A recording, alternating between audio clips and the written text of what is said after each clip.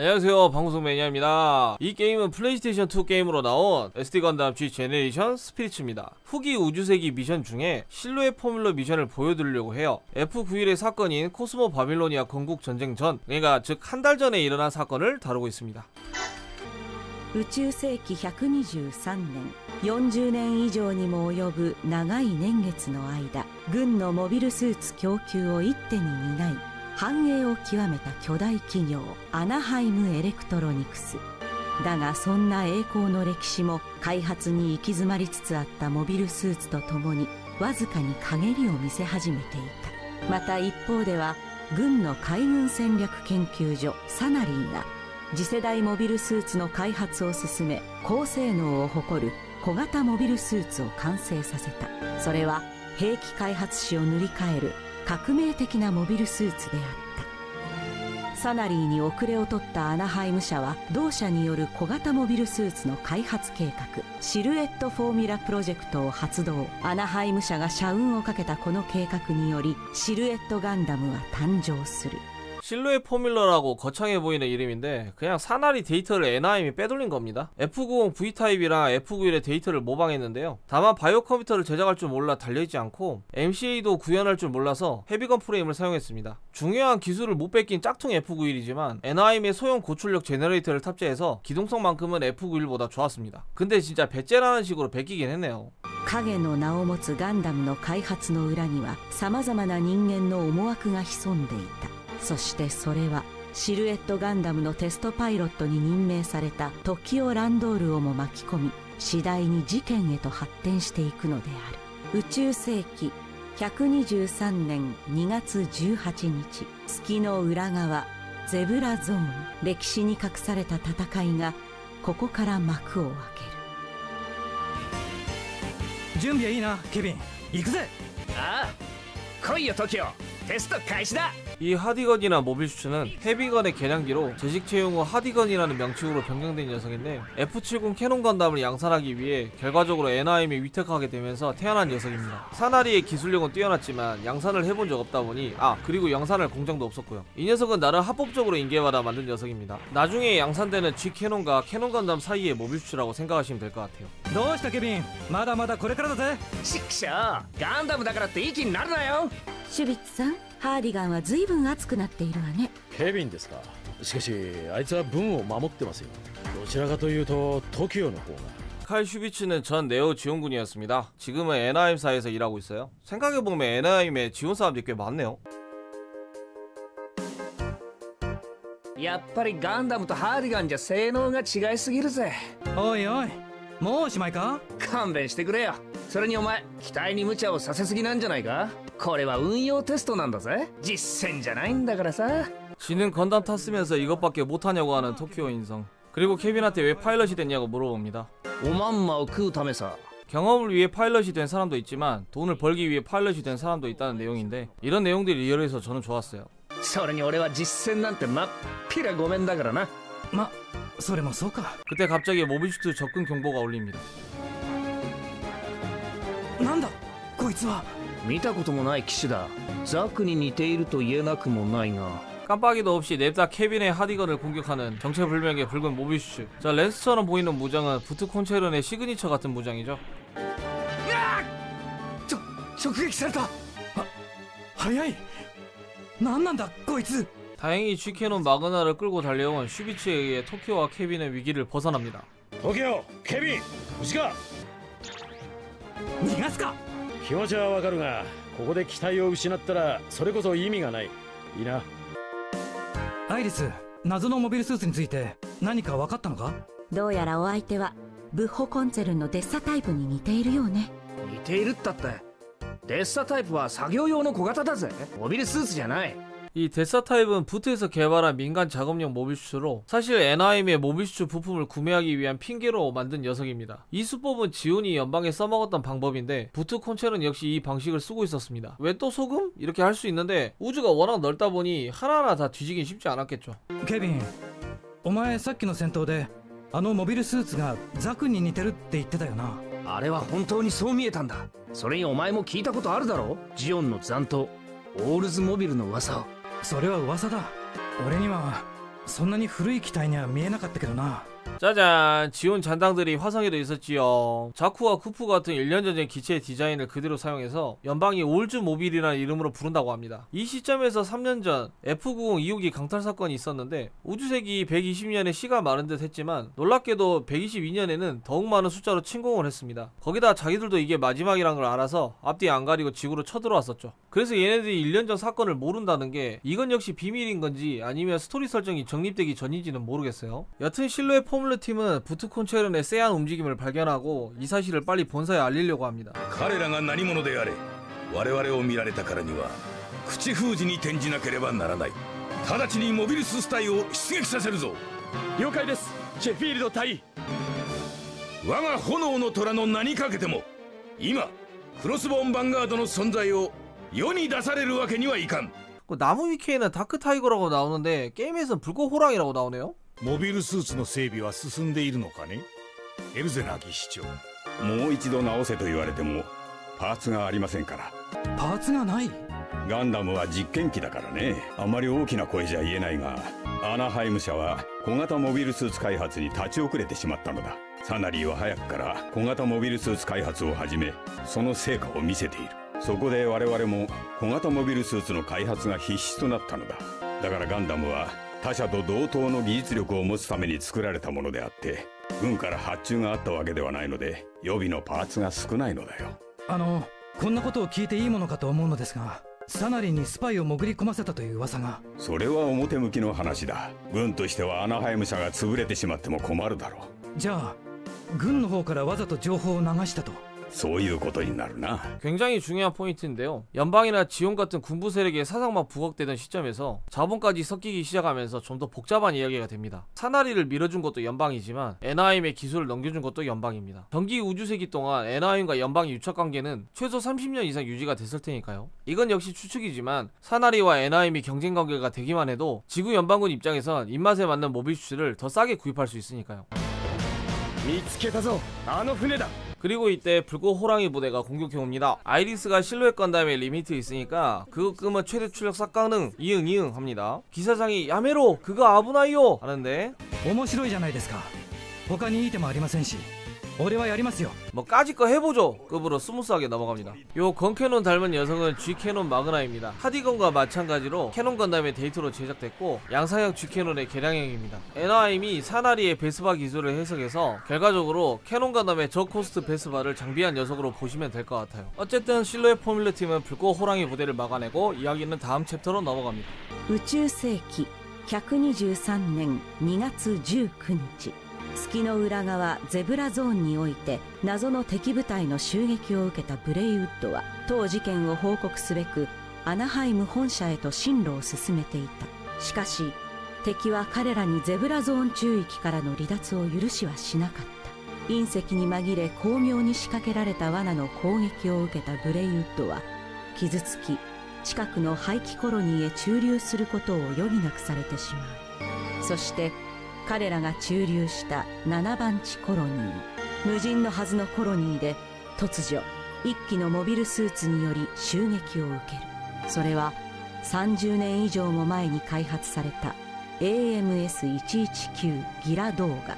この時代すでに旧式化した機体である。さらに驚くことにこの忘れがたみのパイロットは一人の少女であった。 소녀의 이름은 레이라 라기오르로 레이라는 어느 네오지온 병사의 딸이었습니다. 제2차 네오지온 항쟁 이후 남은 네오지온군들은 버려진 7번지 콜로니에서 조용히 살고 있었는데 6년 전 연방군이 이 콜로니에 찾아왔고 잔당군 선멸 아래 레이라의 부모도 사망하게 됩니다. 그렇게 주인공 일행이 7번지 콜로니에 찾아오자 혼자서라도 싸우려고 다가왔던 거죠. 어찌어찌 살아남은 남은 네오지온 병사들은 더욱이 밖으로 나가지 않고 조용히 살 뿐이었습니다. 그런데 잔당군이 소대측기나 올즈 모비를 봤을 때 연방군의 잔당 선멸이 이해가 가긴 해요.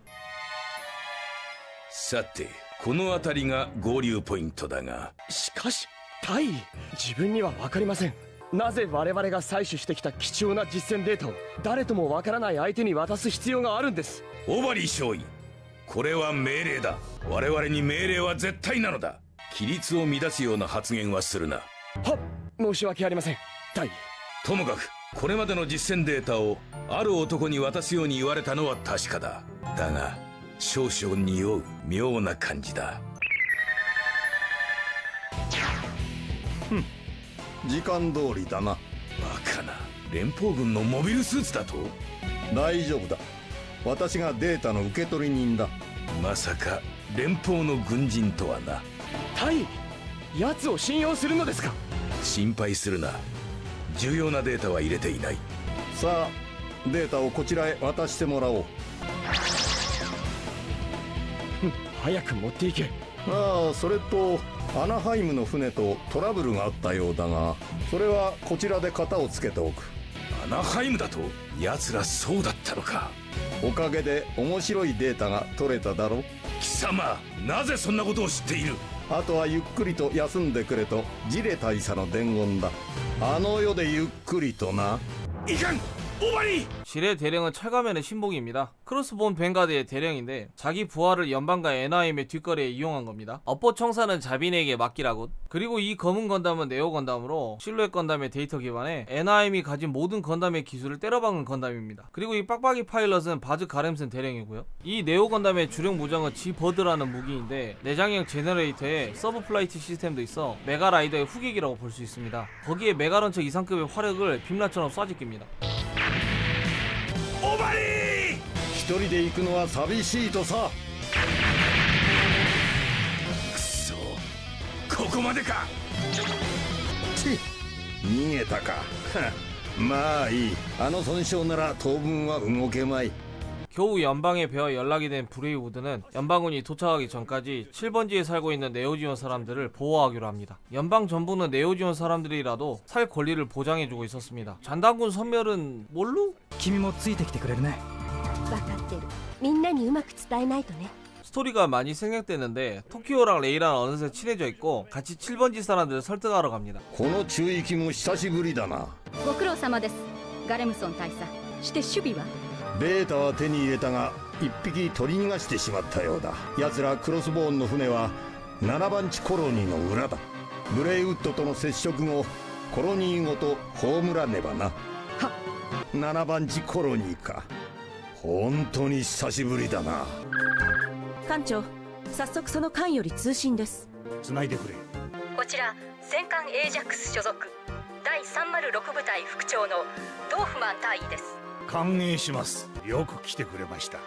どうしてまたこんな偏僻なところへ？あなた方と同じ極秘任務と言えばいいのかしら。なぜ任務のことを？本来ならもっと早く合流するはずだったのですが、予定より少し遅れてしまいました。そうでしたか。船の修理の方は我々に任せてください。必要なものは全て用意してあります。それからオーランドさんでしたね。あ、はい。 今までのガンダムの戦闘データをエージャックスへお渡しください。アナハイム社からの許可は得ています。なぜそんなことを急に？それはお答えできません。あなたはデータを送ればいいのです。一体どういうことなの？ 토키오 일행들은 7번지 사람들을 콜로니에 나와서 살도록 설득해보려 했지만 여기 사람들은 그저 바깥과 단절된 채 살고 싶어 했습니다. 私は知らない外の世界を見てみたい。だから連れて行ってくれる？ああ、もちろんだ。 대충 이쯤에서 둘이 러브라인이 됩니다. 케빈은 뭐 쩌리 포지션이고요. なんだモビルスーツの反応？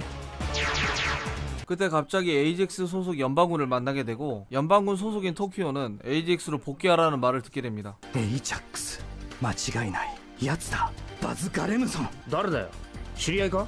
3년 전 토키오는 특수부대에 있었고 그 특수부대의 부대장이 바로 바즈 가렘슨 중령이었습니다. 바즈 가렘슨은 지온을 극도로 경멸하는 성향으로 자세한 건 나와있지 않지만 지온 잔당을 발견하면 매우 잔인하고 무자비하게 죽였다라고 해요.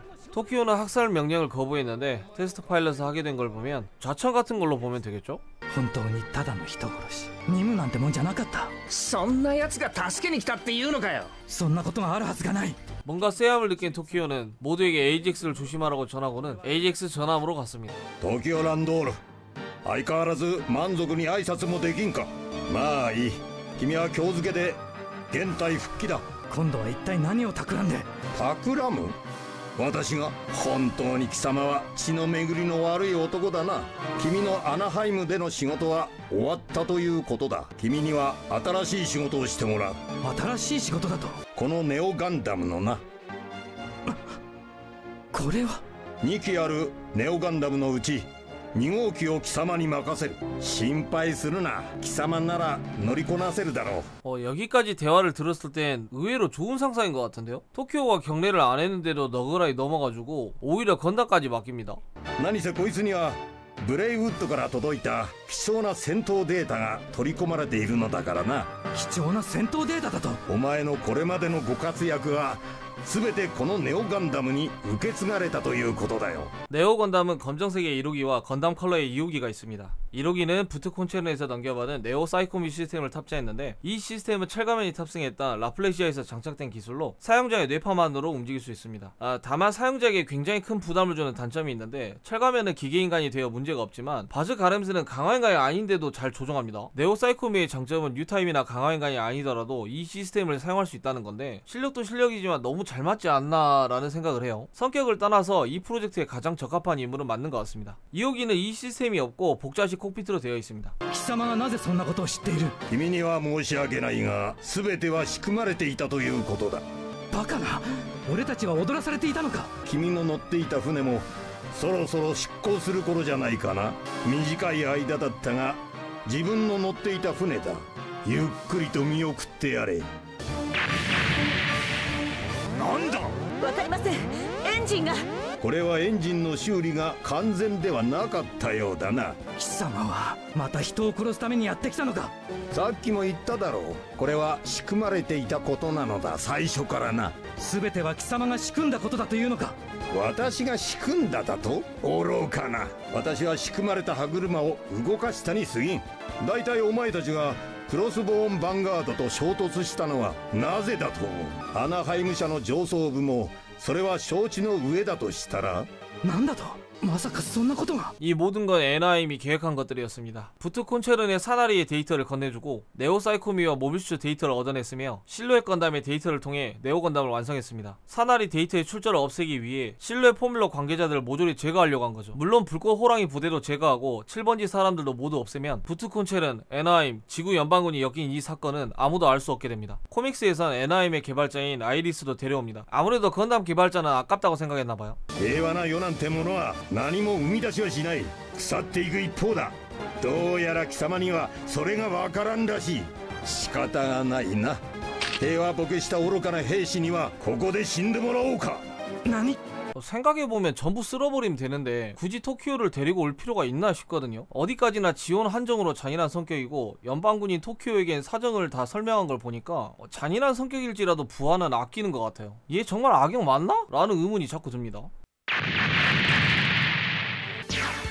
ブレイウッドのエースケビン様が助けに来てやったぜ。私も一緒だよ。 여기서부터 예상한 전개로 갑니다. 케빈의 기습으로 혼란을 틈타 코믹스 기준으로 아이리스와 토키오는 네오 건담 2호기를 탈취했고 레이라는 가렘슨을 보자마자 저 새끼가 우리 부모님 죽였음 하면서 가렘슨이 있는 곳을 향해 주먹을 꼽습니다. 그 충격으로 가렘슨이 팔이 작살이 났지만 네오 사이코뮤가 있어 뇌파 컨트롤만으로 네오 건담 2호기를 타고 나옵니다. 하디건과 지켜놓은 마그나는 7번지 사람들을 피신시키고 있었고 가렘슨을 레이라와 토키오가 상대합니다. 에나임 직원들이었던 브레이우드 역시 본사가 자기들 죽이려고 한 걸 알았는데 연방이고 회사고 뭐고 바로 맞다이를 응수합니다. 그런데 두 대의 건담을 상대하는데도 가렘슨은 전혀 밀리는 모습조차 보이지 않았습니다. 가렘슨은 근접전이 주특기라고 하는데 네오 건담 전에는 G캐논을 탑승했었다고 합니다. 요컨대 올라운더 에이스 파일럿이었던 거죠. 그때 갑자기 불꽃 호랑이 제필드가 나타나 옆치기 겐세이로 가렘슨을 방해했고 이때 토키오의 네오 건담이 에이젝스를 향해 지버드를 발사하고 에이젝스는 한 방에 날아갑니다. 제필드가 타고 있던 붉은 모빌슈의 이름은 비기나 제라로 비기나 기나의 개량형입니다. 포뮬러와 실루엣 포뮬러의 데이터가 들어갔고 이쯤 되면 프리 라이센스인지 베스바도 달렸습니다. 사나리가 불쌍해지는데요. 어쨌든 다시 가렘슨과 토키오로 돌아가서 최후의 맞다이가 펼쳐집니다. 貴様向こう海域にかけるまでもない。わしがさばいてやる。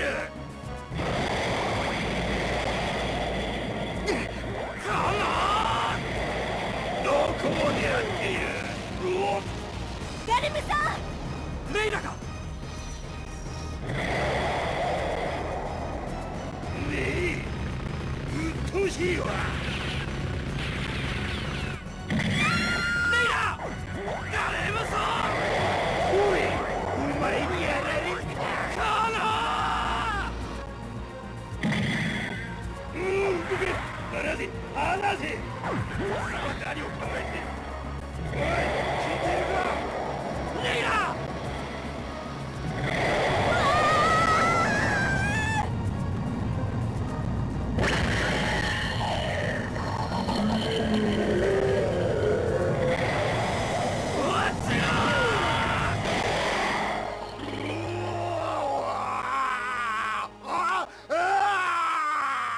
ゼブラゾーンにおけるその戦闘はシルエットガンダムの実戦データを入手しようと目論んだアナハイム上層部と連邦軍組織内の一部の人間が起こした策略だったのである。真に倒さねばならぬ敵がいることに気づいた TOKIO たちにより、計画の実行者であったバズ・ガレムソンは戦艦エイジャックスもろとも葬り去られ、これによりアナハイムエレクトロニクス社の目論見は外れ、シルエットフォーミュラプロジェクトは一時中断を余儀なくされた。そして彼らがそれほどまでして求めたデータは、なんだそのデータパック。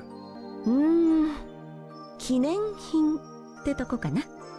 なお記録によれば全ては事故として処理され、一切の戦闘は発生しなかったと記されている。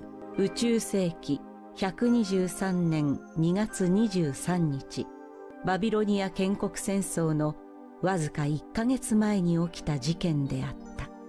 여담으로 불꽃호랑이 제필드는 그대로 모습을 감췄다고 합니다. 코믹스 내용도 여기서 끝이라서 브레이우드 사람들이나 토키오 일행이 어디로 떠났다 어디로 숨었다 이런 건 나와있지 않았습니다. 애나임사나 연방군 입장에선 전부 다 사라져버렸으니 찾을 방법이 없겠죠. 아이리스가 가져가버린 저 데이터가 있었다면 그나마 애나임이 사나리에 비빌 수 있었을지도 모르지만, 결국 졸렬하임이 자기 직원들마저 죽이려다가 실패하면서 서서히 나락으로 걷게 되는 사건이었습니다. 실루엣 포뮬러 충분히 재미있던 스토리였습니다. 언젠가 애니화를 기대해보며 마치도록 하겠습니다.